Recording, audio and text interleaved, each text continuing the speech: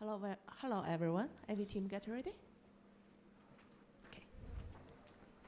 Hello everyone. This session will talk about where did the money go?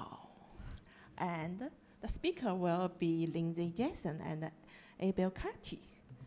Is it correct? Yes. Because I did make lots of mistakes. Fabulous. Thank you so much for having us. We got our slides up. Do I need a microphone? Hey? Hang on. Flick the presenter view. I need help. I'll wait for someone to get us started. That's all right. Yeah, what do I need to do? Okay, you have your slides up and running. I think they need it. Yeah, it's like it's not picking it up there. Sorry. That's all right.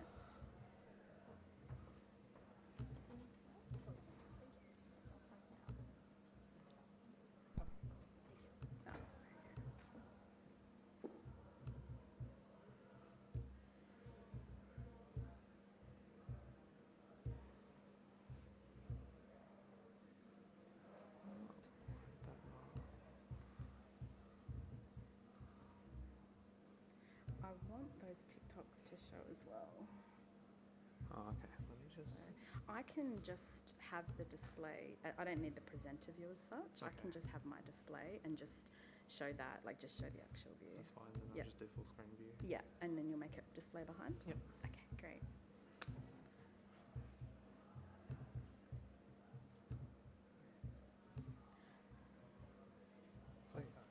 Thank you all for bearing with us through these technical difficulties. Thank you so much for coming and thank you so much for having us here. So I'm Lyndsey Jackson. I have been involved in open source and open source communities for a very long time. I have an ag tech startup, so we've got a couple of pieces of technology. So one is in precision agriculture, tasking and tracking. The other is in mapping. And so the work that we're trying to do is to get regional communities ready for and farmers ready for the future of farming, using more technology, more robotics, more automation. And the ag tech space is incredibly difficult. It's very hard to get investment. It's very hard to get momentum. You have to be very creative. There's a lot of people that don't think that farmers or regional communities do technology very well. And in some cases, they're right. It is hard to get people to, when you start to think of the challenge of building the digital skills of our regional towns and communities nationally and internationally, because when we're looking at startups and technology, we're looking at how we scale that technology. So how do we get adoption? Because as much as every small town is unique, these are the challenges of regional communities that are actually global. And if you're also someone that cares about the future of food and climate change and needing to be able to change farming systems, then this work is incredibly important. But you definitely have to be creative in how you get there. And it is challenging, and it's particularly challenging as a woman. I'm in spaces that are farmer spaces, and they're people in country towns that don't necessarily getting people to kind of understand the need to support this work and to do things differently is also a challenge. And so we sort of have this up and down journey. So I'm here today with my oldest Abel, and we also have Asher, my youngest, in the audience, which kind of gives you a bit of a reason, a bit of context for the purpose behind this. Who are we changing? Who are we influencing? Who do I do this stuff for? And it's them.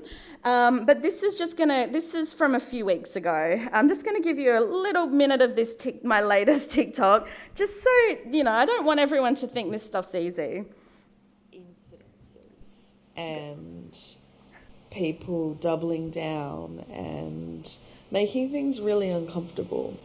And I'm trying to set up a new program with young people and drones and technology in the country. So, already of all the things that are going to make people that are older and rude and annoyed and uninterested and irritated, even more rude and irritated. It's young people, technology, and things they don't understand brought to you by a woman. So, I mean, it's keeping me up, like, literally this week. And I don't like waking up thinking about how people in my town are mean to me. Stop being mean. I'm just trying to do some nice things. Come on, quit it. Rude. So I can't express enough how lovely it is to be here. And I'm very sorry I didn't get to be here for the whole conference.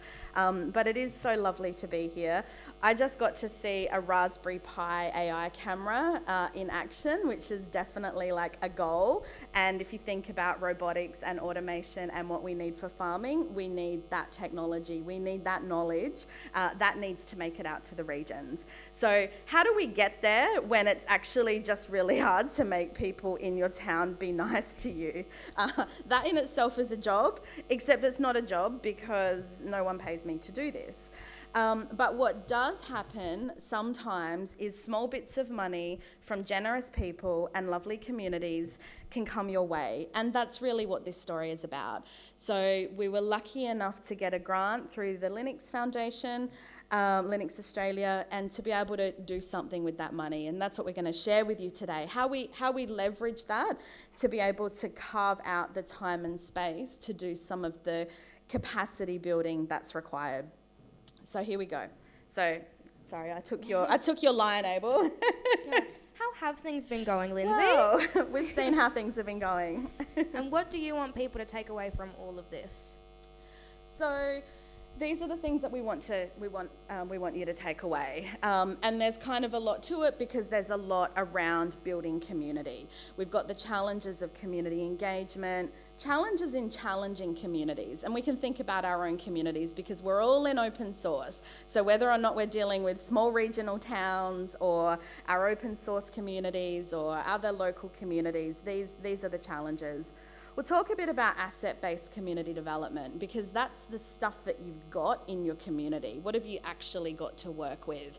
And that's important when you're looking at small towns because a lot of stuff around small towns and the regions is a deficiency model. If you want funding to do stuff in small towns, you have to talk about how deficient they are.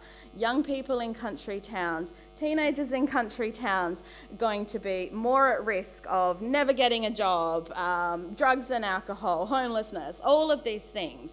That's the way that money comes into these towns, is by this deficiency model. So it's really hard when you're talking about things that are positive and generating new stuff and innovation and things that just don't fit within the constraints of how money for opportunities might come in. And you'll get some insight on why we persist and why it matters, which you probably already gathered, like why this stuff matters to me. And that we need help, so we need to learn how to give and receive help. People are hard work, and this stuff's about resource distribution. Like a lot of these regional communities, like the whole world, but a lot of these regional communities, they do have assets, they have money, they have spaces, but the people that are controlling those spaces are not teenagers, they're not young people. So we've got this issue of needing to hand those resources down. And then the future is in the hands of young people. So what are we doing to support them? Oh, this one went crazy. Okay, great. So this was your bit to talk about, and it's a little bit blotchy, but that's fine. You want to talk through this slide? Okay, that's fine.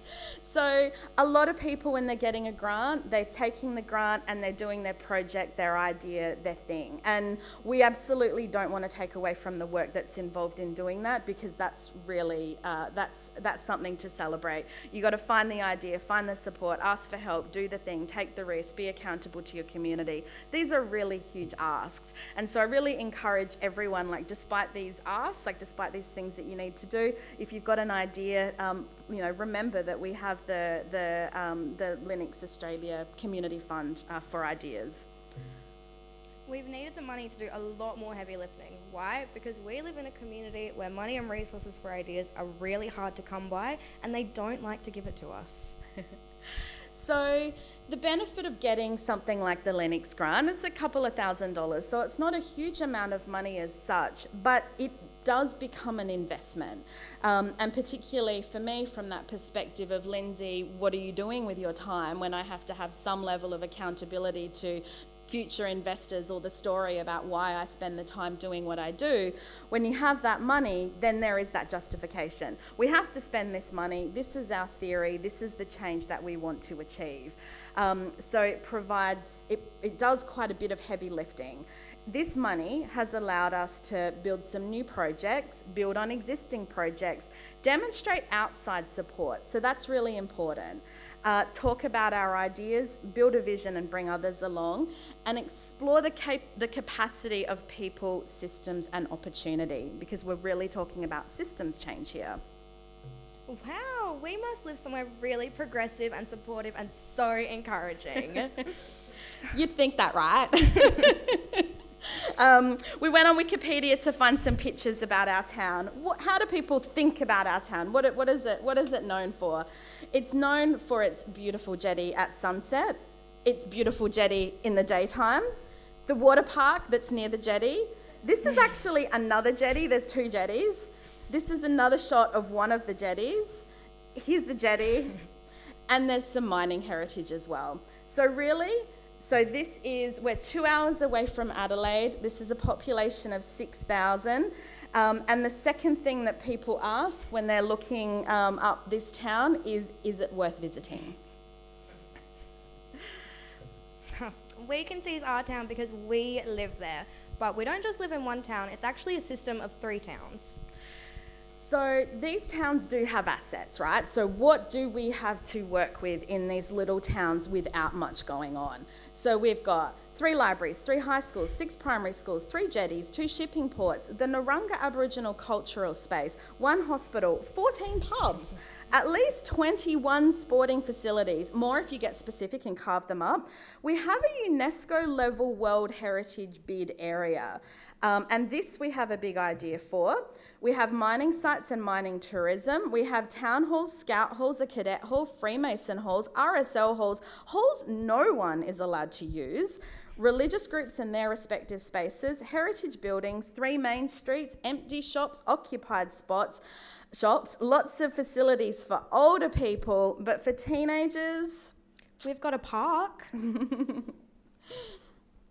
So one of the things we've done is set up this organisation or a concept called Hack the Triangle, because we're actually part of 3 towns.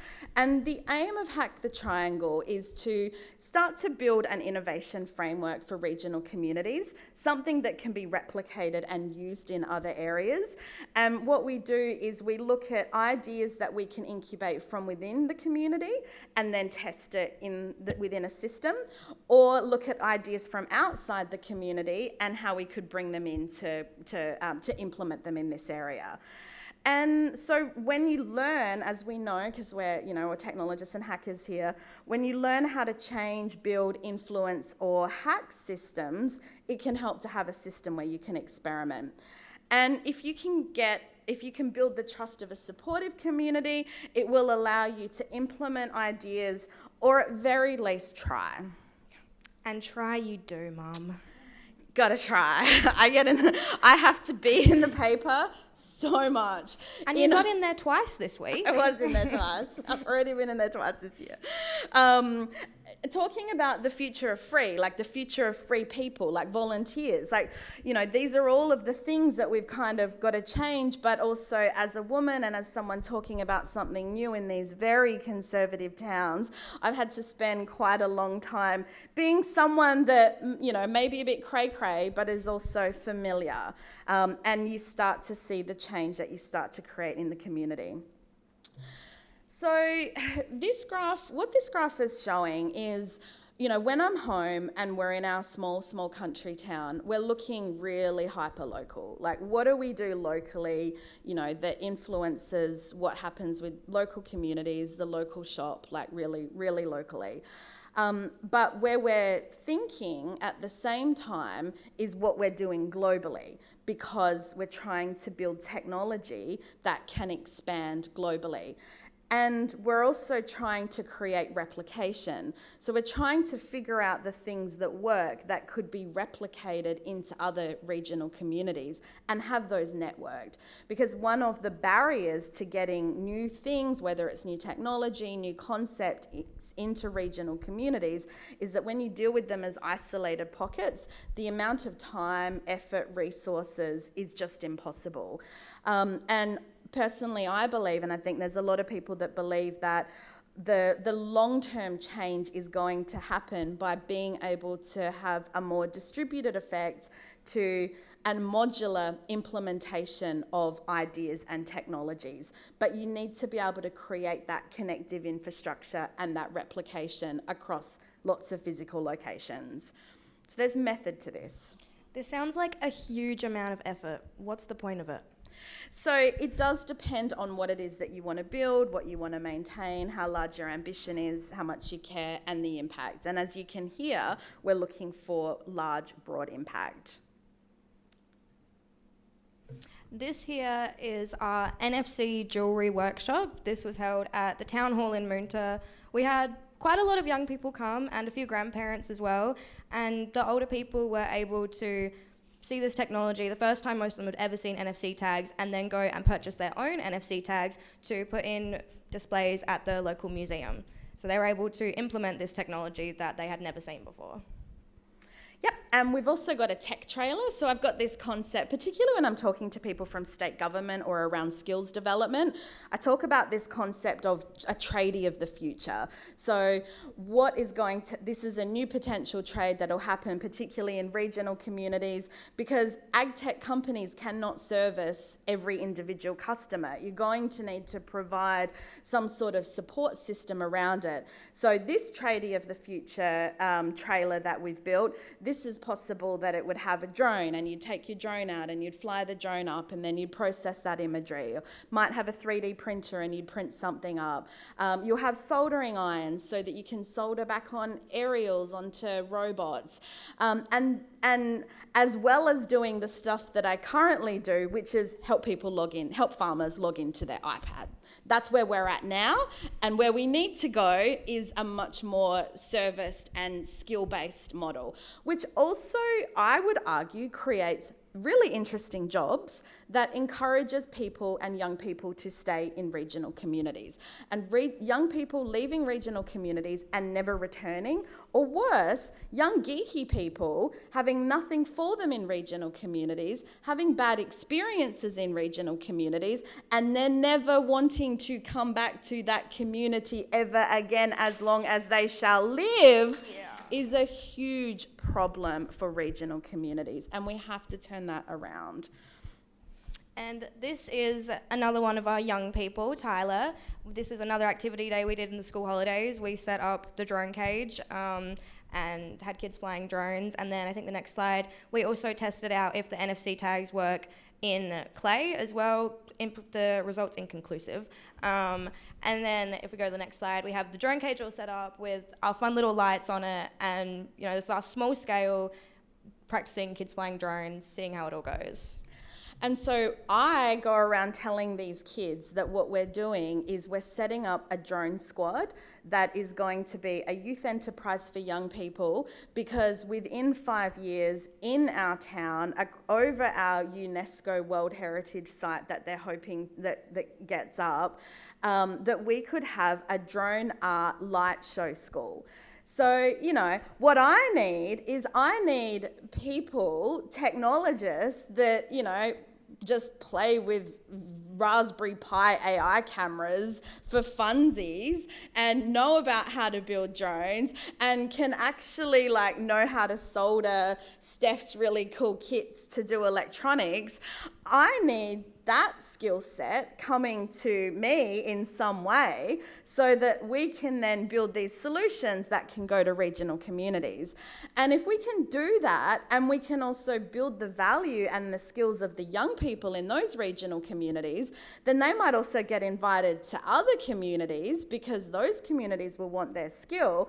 And all of a sudden, I hope being in a regional community is actually an asset. You're actually going to build new skills that you otherwise wouldn't have had the opportunity for. So then we start to flip why regional communities matter, and why small is interesting, and why building up demonstrations to this big vision of being a more connected global world where we're building better food systems and supporting farmers and battling against climate change and creating equity is actually something that maybe one day I will be successful in finding a couple of people or organisations that would chuck some bucks at that.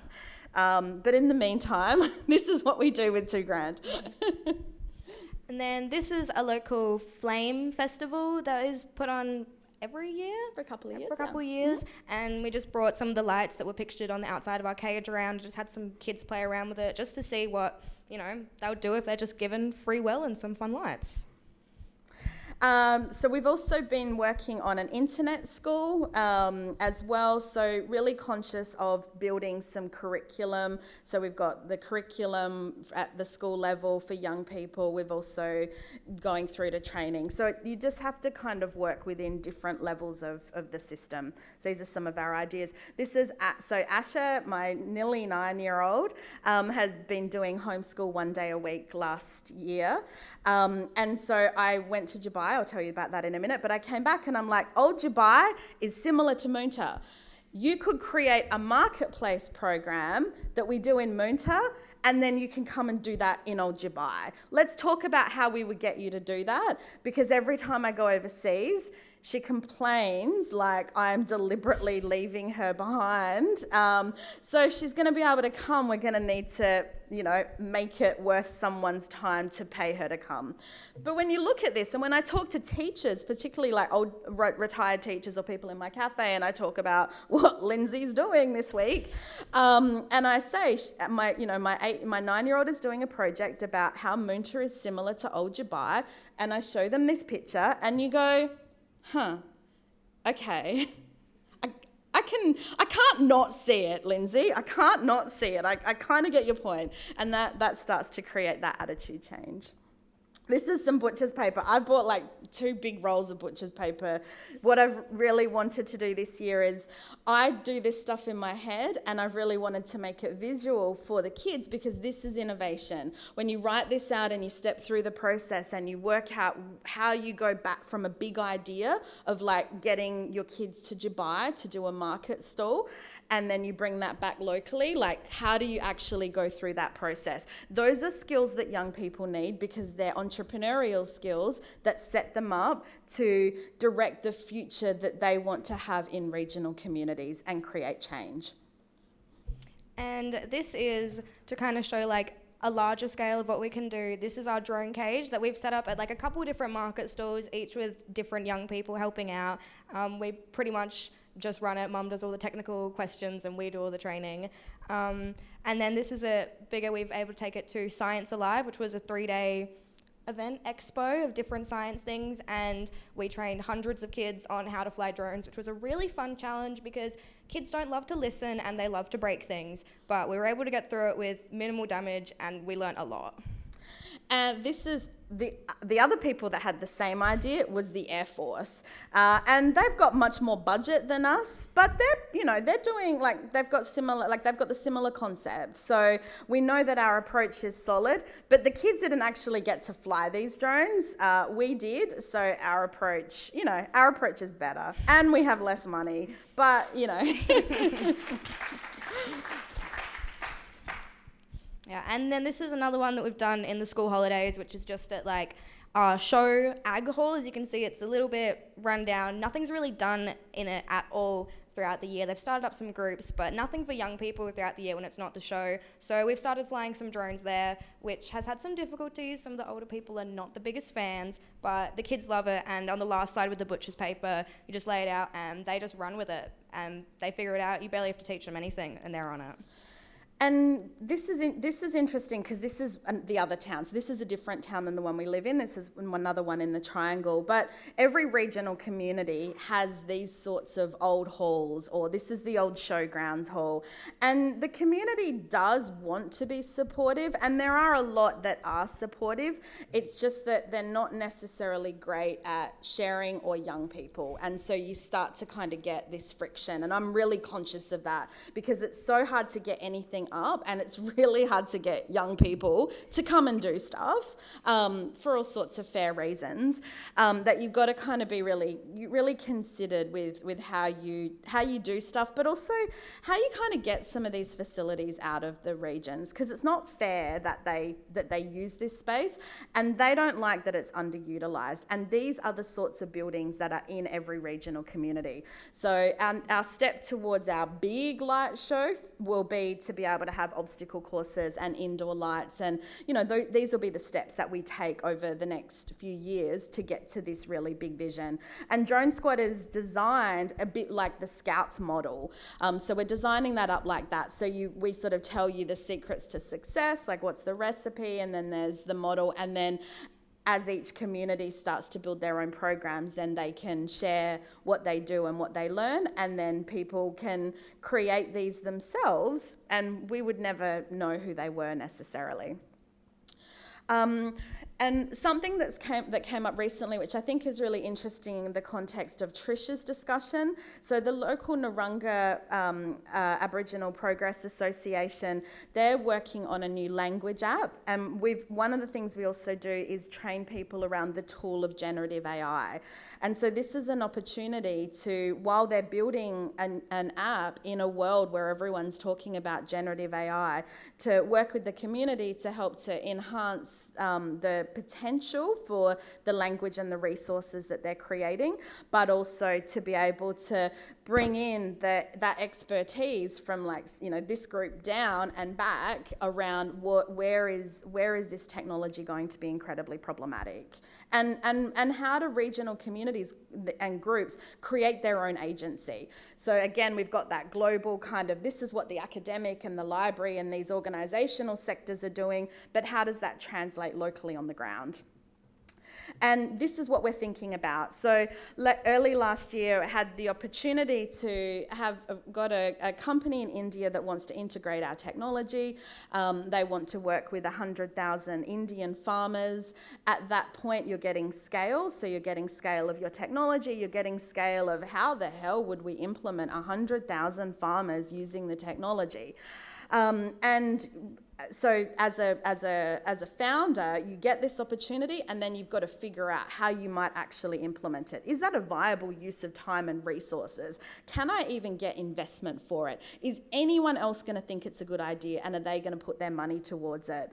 And so while we've been thinking about that, it also encouraged us to look a little bit closer into Southeast Asia at, okay, how are we going to get there? If we think about the journey. So I think the logical journey is kind of Moonta, Adelaide, Brisbane, far north Queensland, Southeast Asia, probably via Indonesia, Malaysia, Vietnam, and then India.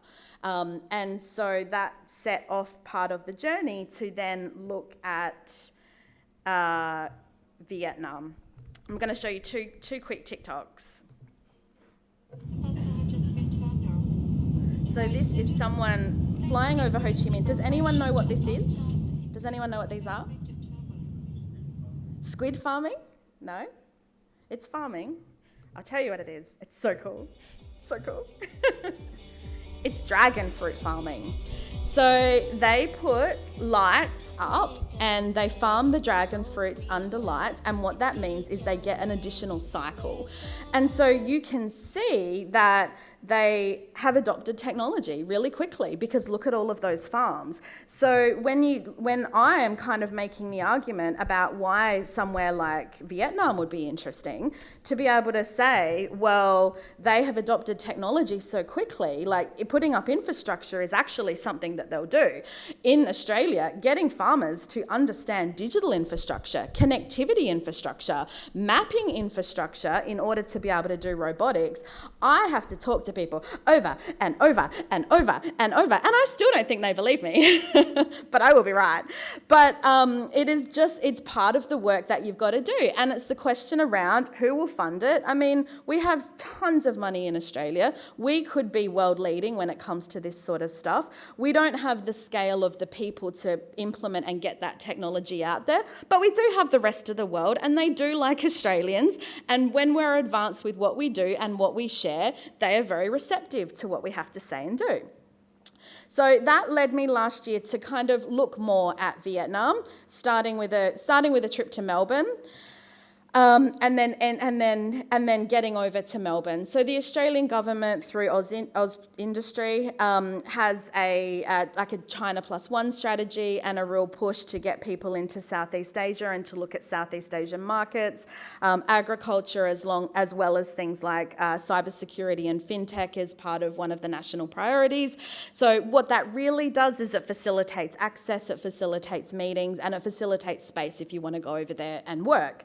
So, and you also get to do I got to have a pin, lots of pins, and have my name on every single table that I went to, and take selfies and look really tired, and go to very official buildings, and have very official handshakes and photographers that just kind of follow you. But this is part of the world. This is the part of the systems that occur, and how you enter into those systems so you can actually make these things happen, and we can move these ideas from Munta and test and talk about whether or not they'll work in Ho Chi Minh. I've got some theories about drones, but which of not being something that would necessarily be easy to do because of airspace and who controls the airspace and the war, which is very interesting geopolitically. But that does make us think about the other projects that we could do and just work to create more innovation. I also get to see technologists that are around and build up some relationships locally in communities as well, in cities. I got accepted to go to Singapore and Malaysia for another program. I kind of ran out of money and wasn't able to do it. And then I got a little bit of tax refund money. Having a chat to one of my advisors, basically after that phone call, I hung up and I was like, if I fly out tonight, I will be able to meet everyone tomorrow in Singapore at this. And I got there because of our stuff that we're doing in AI. And so this event was about, big data and the AI world, which is really interesting, right? Because we hear the hype, but what does that actually look like? What are people really building? Where's it really going to go?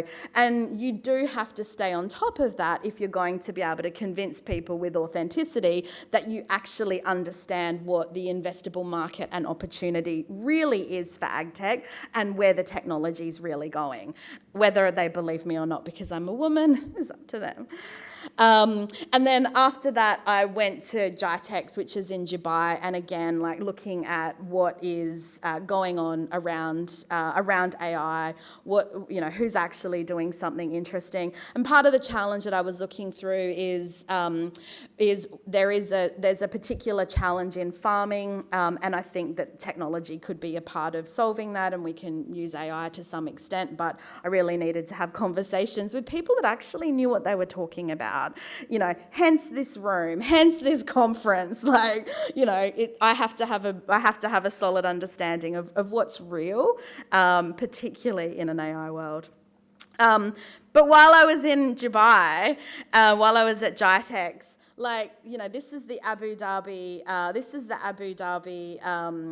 Autonomous Racing League. So they're racing drones, they're racing vehicles, they're racing here's a little vehicle. This is all autonomous. There's little tractors that are autonomous. So even though this technology is not in Australia in small towns and small farms, it does not mean that somewhere in the world this technology is not being developed. And when that technology is being developed, we can start to access it, and then we can start to scale it down. And when we can scale it down, then we can also scale it up. And that vision then for can Lyndsey get up, this is my town of Munta, so this is the heritage that's around Munta, it's a 5.2 kilometre heritage site. I just think it's a fun playground. We've also got some other racing tracks and stuff around, but I can imagine over this that something like a drone art light show school where people come as they're big, they're coming internationally to see light shows, and those light shows have been developed by young people, and those young people have put their art and creativity and history and heritage stories, and they've learnt the tech and they've built the drones. And then we have to do other drone things because we also have to have this networked. We have to have, I don't know, too hard to think. We have to have like GPS, and we have to have trackers, and we have to have orienteering, and we have to ground truth stuff. We have activities for days for geeks in this sort of area. And for me, being here with people like you, this is not a far out concept. It's not even actually a particularly expensive concept. And it's a concept that fits back into a lot of the values and systems change that we not only need in our one small town or our 3 small towns, but also this collection of other towns around Australia and internationally as well. Because the great thing about towns is you can do the same thing in every town. What do people care? They only care about what's happening in their town. And the best way to get people to do something in a new town, like to take a new idea, is absolutely to create FOMO. Because when regional people see something happening in their town, then they say, why can't we have that here? And if you're going to try to build that, then you best be ready for that sort of scale and that network, which is why the stuff that we do locally matters so much. And we've already seen it on small scale. We've done our drone cage that was up there at markets, and then at the markets where people saying, hey, can you come do this at our town show? We did it at an Ardrossan market, I believe, and then they asked me to go to the Kadina show, and then that led into, can you guys do the Adelaide show one year? So this is just one very small, easy task that's already made this much scale, and what we've done a couple markets, not a large, not heaps, and already this many opportunities being handed right to us. Yeah, exactly. And I think, to do something like the Adelaide show and the logistics that goes involved in that, and dealing with the technology and I could talk about that for days. So the secrets for our success because I started this by crying 3 weeks ago, but it's definitely about it's the process of building a story, building support, building the community, the vision, building a reputation, being generous. And process builds community, and this is really important. So it's not the final outcomes, it's the process of doing this stuff. So when I'm talking to parents about why we're doing drones, why this stuff matters, when I talk to people in the council or whatever it is, it's that process of going through the thing of building something that builds community. We may not build this vision of what we may not build this drone light show. That's not art school. That's not necessarily the point. The point is the process of having something that you can talk to people about and getting them to shape how they think. It's the same as like being in the paper. I don't really care if I'm in the local paper. But now when I flick through the local paper, there's definitely more technology in there. There's definitely more young people in there. And that's the change that's really critical for regional communities. Yeah. So as much as there isn't this huge capitalist success story, I think we've had a really successful year, and I'm kind of glad because I really wasn't feeling like this a few days ago, so it's really nice to put this together and be like, oh yeah, like we've been doing stuff, this is great. And yeah, this is me, like, this is my heartful feeling of like I've got to stop not believing and, have a big cry on TikTok like a millennial. But it is really about making sure that these kids feel like they've got the ability to create change. And then this is our summary of how far $2,000 really can go. So this is the effects, like this is the outcome of the very generous grant that we were given at the start of the year, the end of last year. Yeah. Did you have anything? Yeah, and we've also already seen like the little small effects in it, like maybe 2 years ago, I think we did one workshop at a school, and there was a little girl that came up to me after, and she was like, this is so awesome, I would love to keep doing stuff in drones, like what can I do, this is great. And then we went to another market last year, and she was back and she was like, I remember you guys, like, hey, this is so cool. And like she got a hat and stuff and was just so excited. Like these kids are remembering it and they're coming back to it. We don't do stuff for a couple months maybe there's not a show on or something, and then we show up and there's all these kids that, you know, they've seen it and they're bringing their friends who are all a bit wary, but they get so into it and they get so excited, and that inspiration that you don't see when you're young in a small town. You don't know that you can do it. It's something that they're getting to see that, yeah, which I think is pretty cool. I'm going to cry.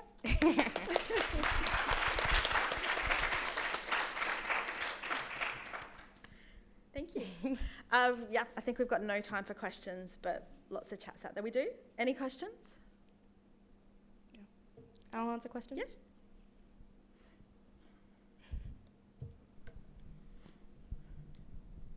So how are you engaging with the community? Are you trying to get some of these older people on your side and be your advocates? Because I come from a farming background.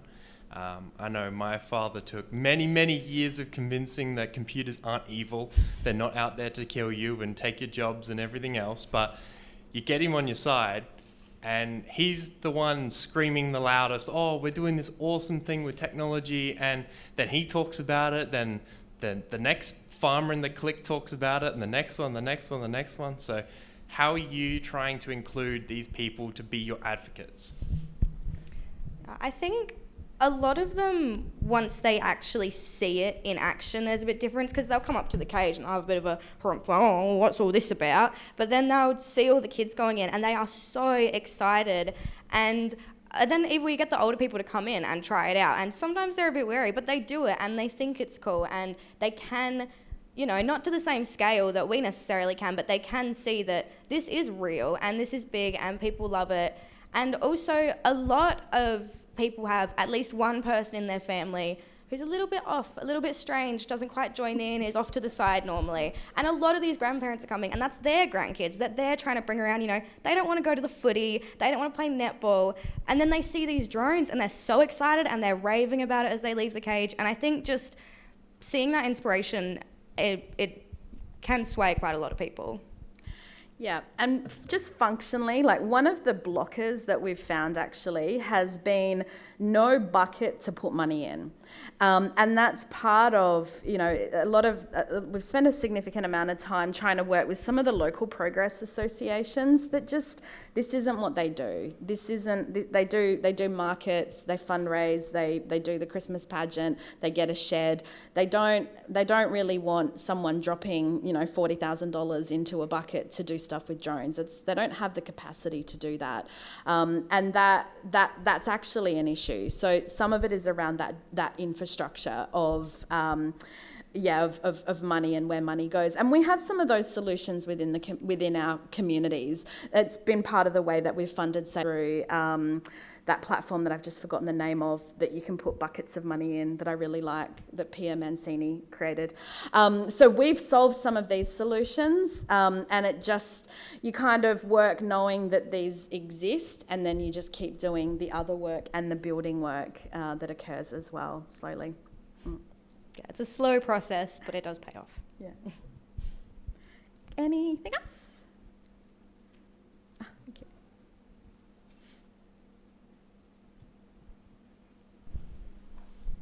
Thanks. I'm just wondering, what are some of the arguments that the older, rude people in the community use for why can't you, apart from just, you know, like if cost is not a problem, if you're getting project funding from somewhere to try something out, what argument could they possibly have to say, no, you can't do this in our town? So it's more that there's the potential for that funding, not that the funding is through. So in that instance, you need, say, a not-for-profit organisation that's going to auspice a grant. So that's a barrier, because then you have to talk to them about putting this grant in and getting that. It takes a long time to kind of build that up. The issue that I was crying about was about sharing space. And people being annoyed by drones, and then not interacting with young people in a way that's kind of appropriate.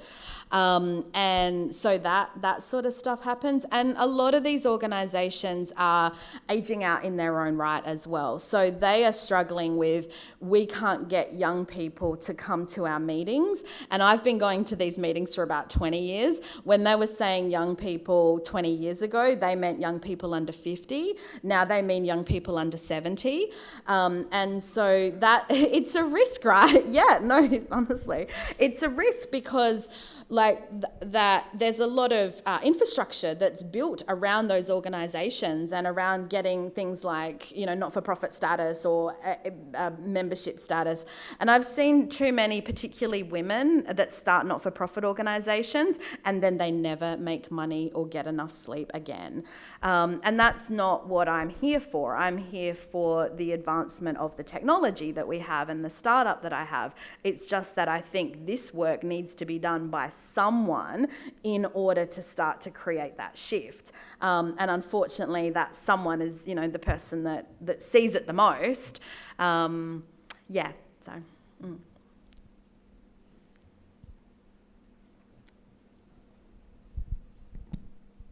Oh, thank you so much, Lyndsey and Abel. Really inspiring stuff. Can we have a round of applause?